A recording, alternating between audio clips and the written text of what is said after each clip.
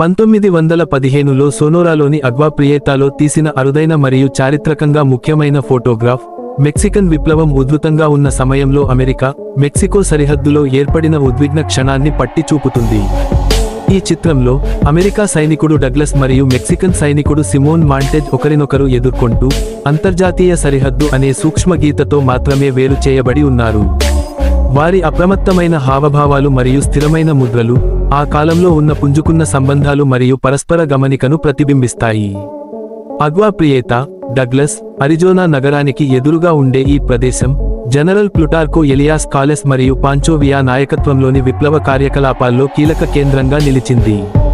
ఈ సరిహద్దు ప్రాంతాన్ని నిరంతరం గమనించబడింది, ఎందుకంటే యునైటెడ్ స్టేట్స్ నుండి విప్లవ హింస అమెరికన్ భూభాగంలోకి చొరబడకూడదనే ఉద్దేశంతో అప్రమత్తంగా ఉండింది, మరియు మెక్సికన్ బలగాలు విదేశీ జోక్యాన్ని నివారించేందుకు సన్నద్ధంగా ఉండాయి.